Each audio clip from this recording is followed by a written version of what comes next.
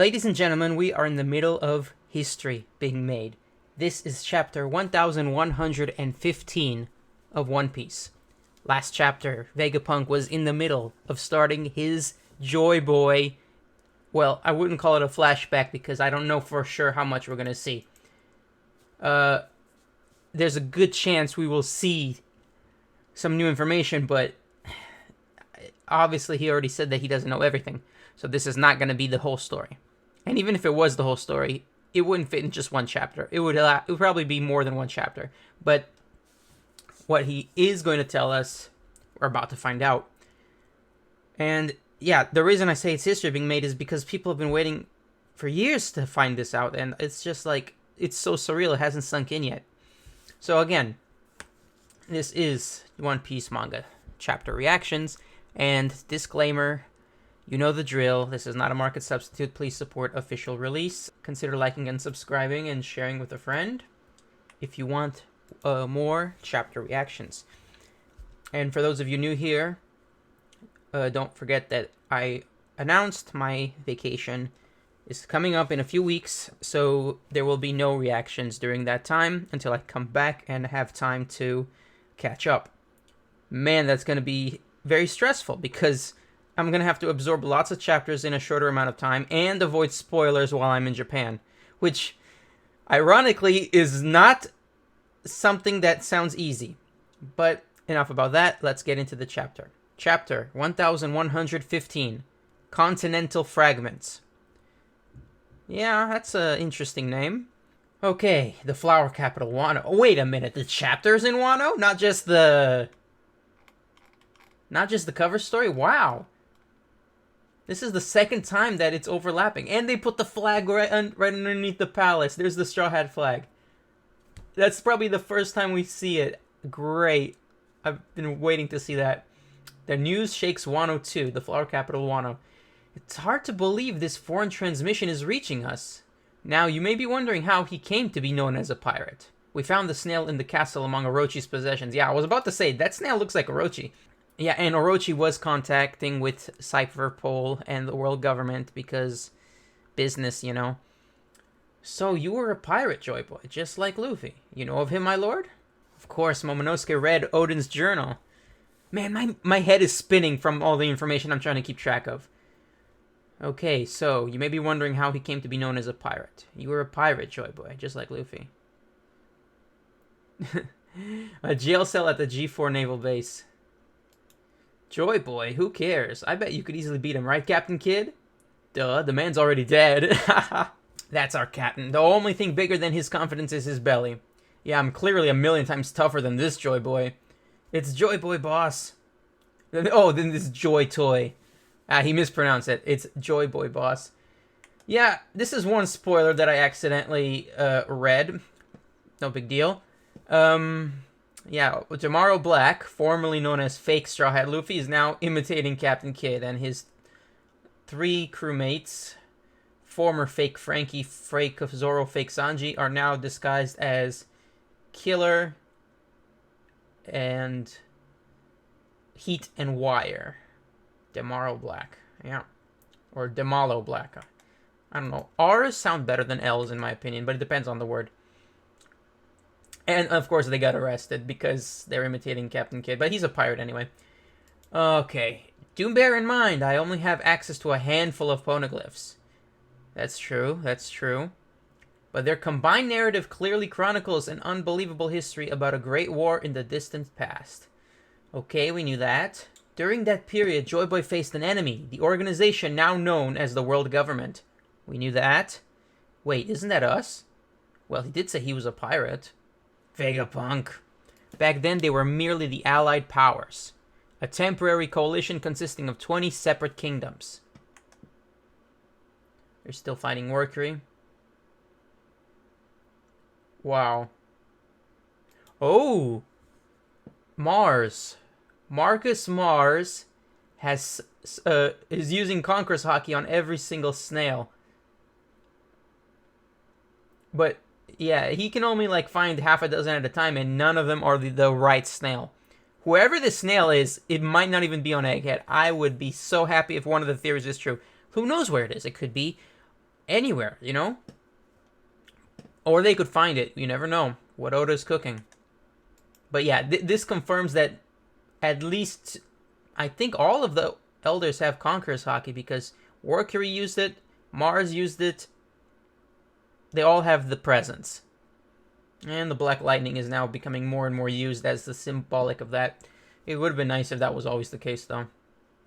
It can be assumed that an alliance was the only feasible way to oppose the formidable faction to which Joy Boy belonged.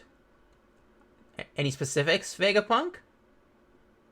Oh, there's a nice silhouette of Joy Boy. Basically Gear 5. I am afraid that the cause of this conflict still eludes me, so I do not presume to judge the morality of the combatants. I can, however, say that this war was the clash of two opposing ideologies. We knew that since Ohara. I mentioned earlier that Joy Boy was born into a fantastical civilization. Zo, New World. One so advanced that it is hard to believe it existed over 900 years ago. Oh, even the Minks are listening. The weapons that existed during this century-long struggle are far beyond our modern science. That's amazing. Okay, Carrot's listening. Foxy?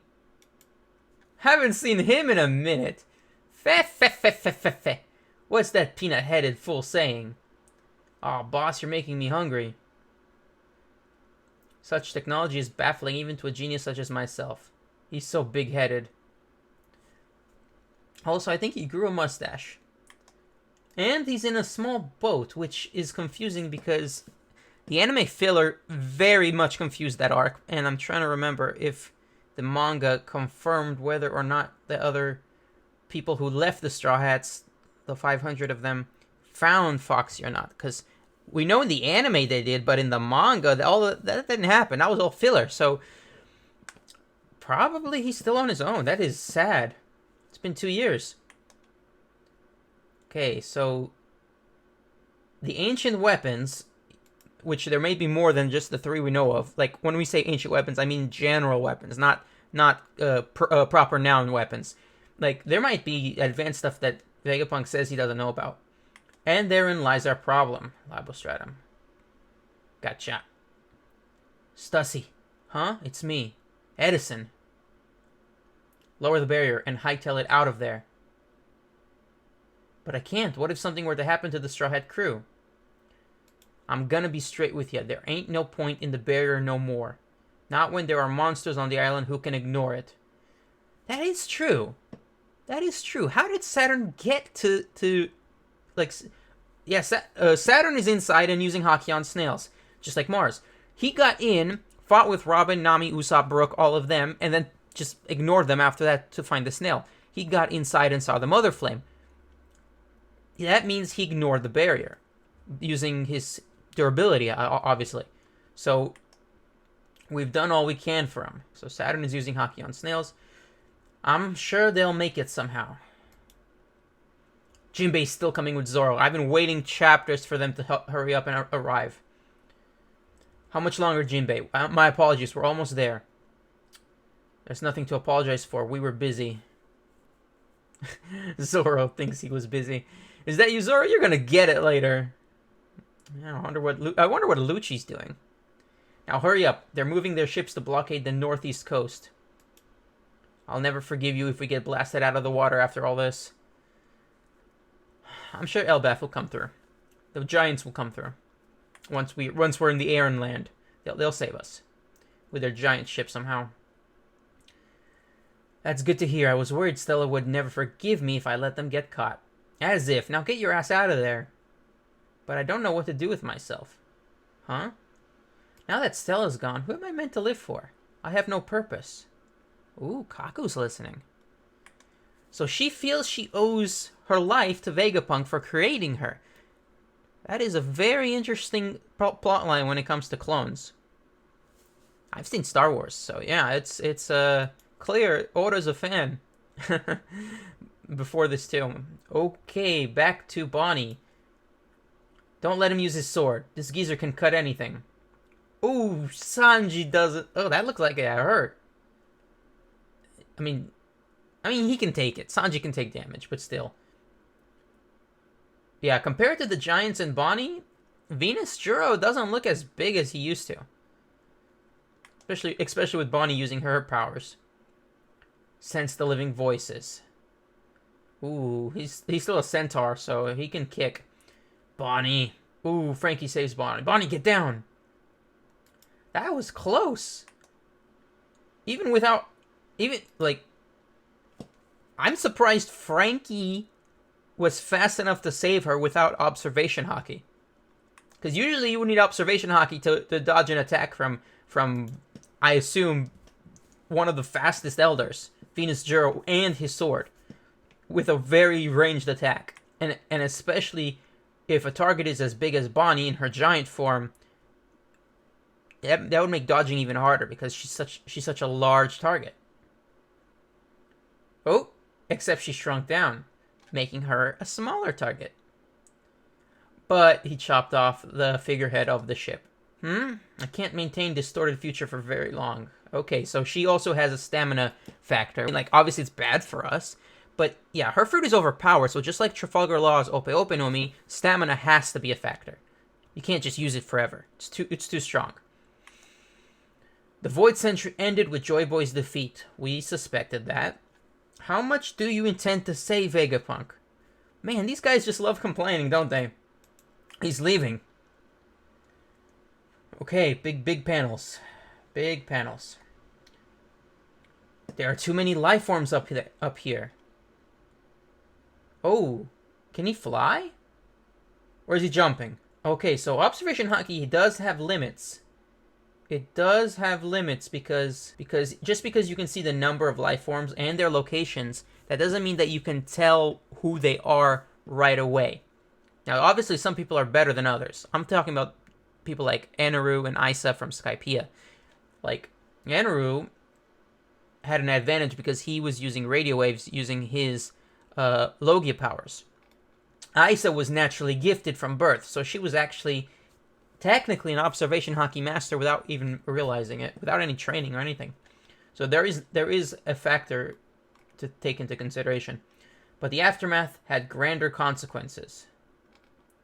The wake of the ancient conflict scarred the world, and those scars never healed.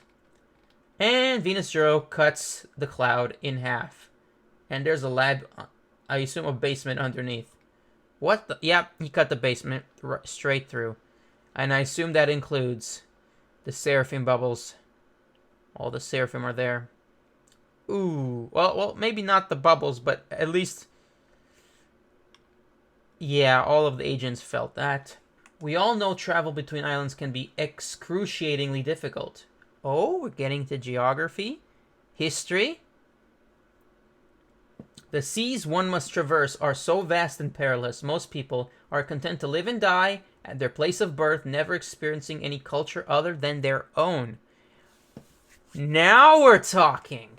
If you want a society to combine with other societies and communicate, you gotta have ways of traveling and ways of communicating. That's what the 21st century has so easily. We have internet, we have airplanes, so the whole world is very, very global. And in that sense, we're still divided, but individuals can go wherever they want within reason. So the One Piece world is easily controlled by the world government because it's so hard for people to unite against them, because it's so hard to communicate and travel across this world divided by the Red Line and the Grand Line.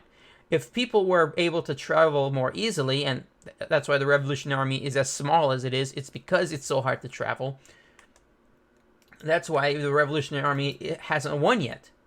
It's because all the islands are isolated, and isolation gives the world government a leg up from a political point of view and a strategic point of view.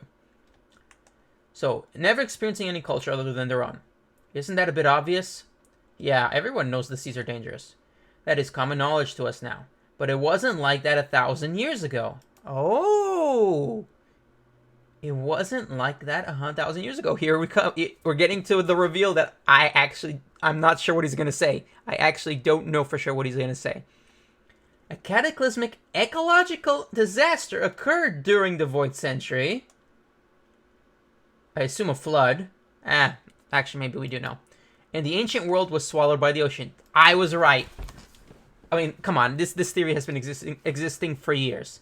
We are now living atop of the remnants, continental fragments of the land masses that once were. So the ocean is unnatural.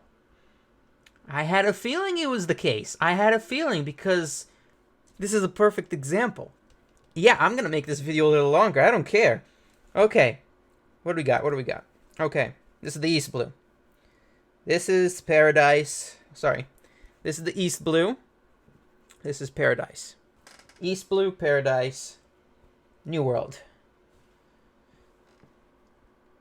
So yeah, it is very much mostly water, and we've known that since the beginning.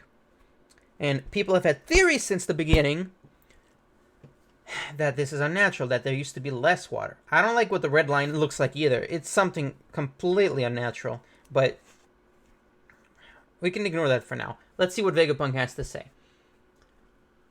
Continental fragments of the land masses that once were. Say what? Okay, the Revolutionary Army is surprised. The world of a millennia ago sleeps unseen at the bottom of the ocean.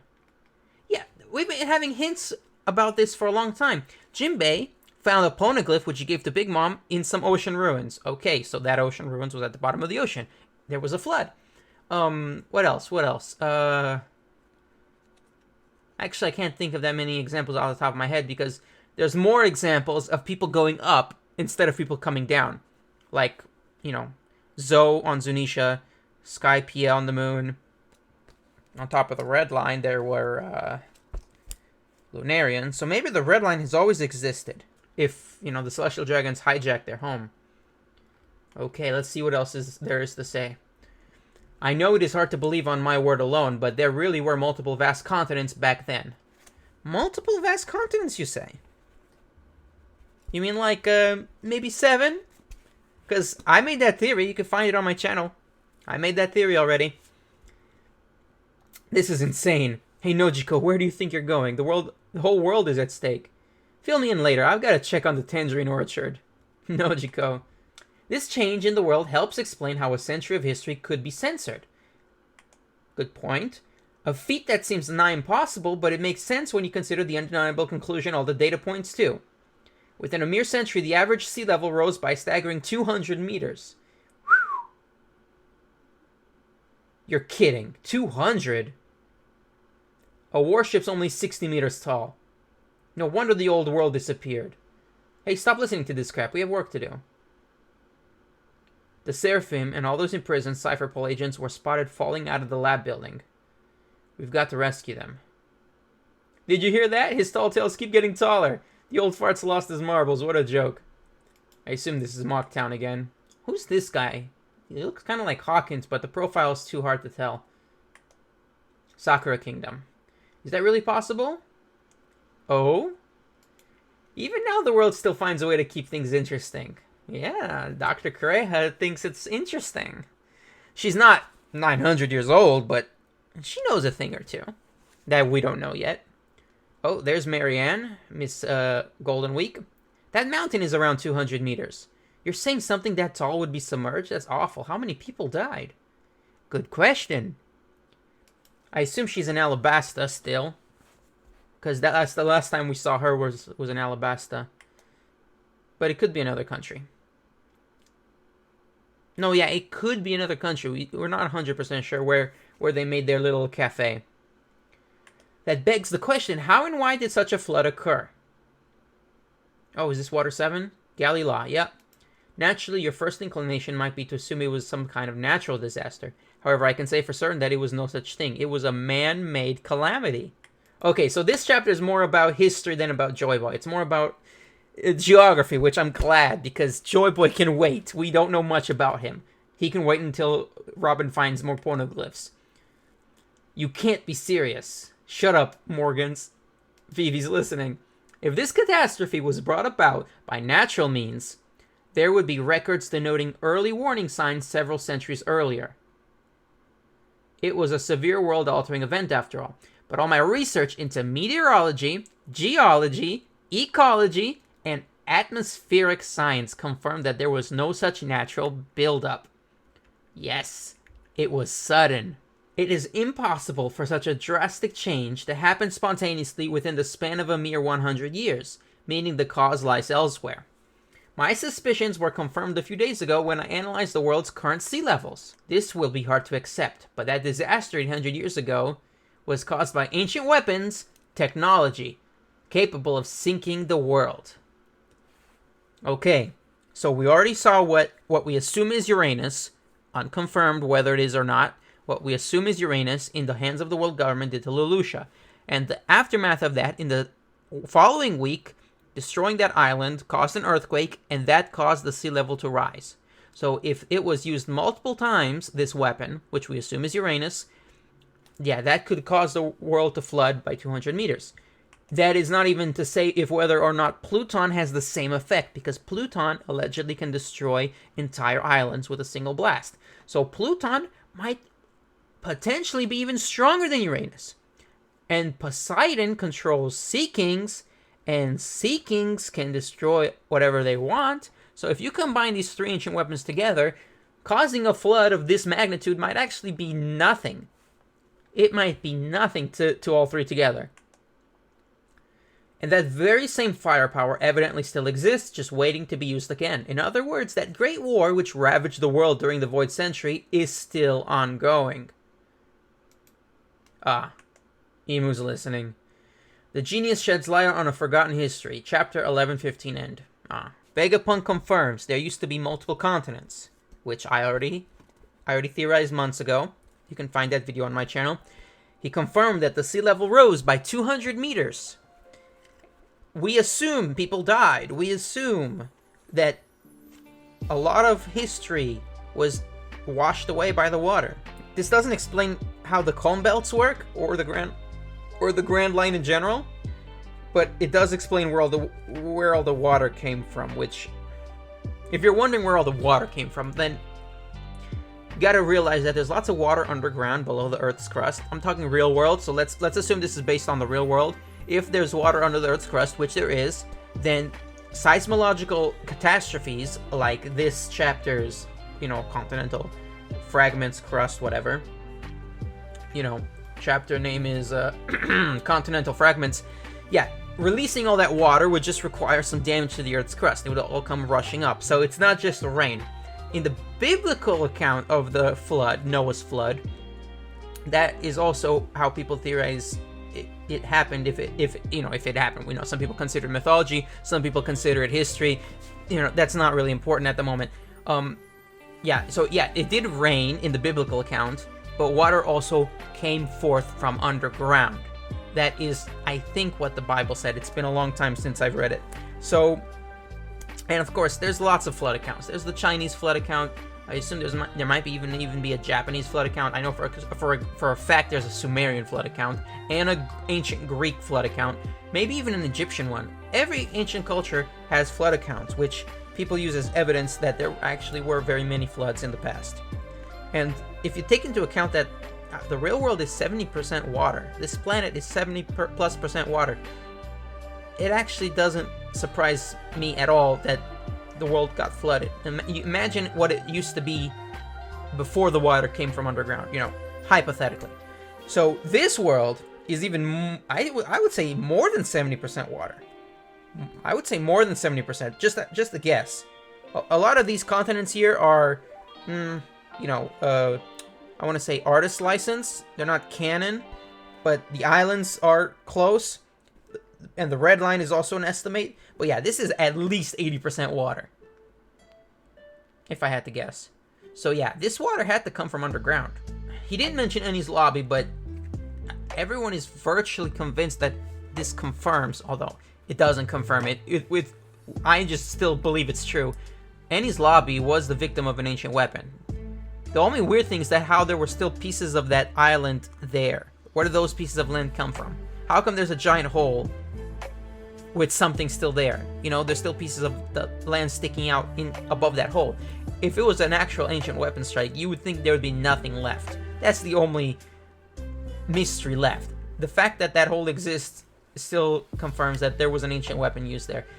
Actually, no. The real mystery isn't how that land survived. The real mystery is how come it it's always sunny there? Why is it a permanently day island? Why is it never night above Enies Lobby?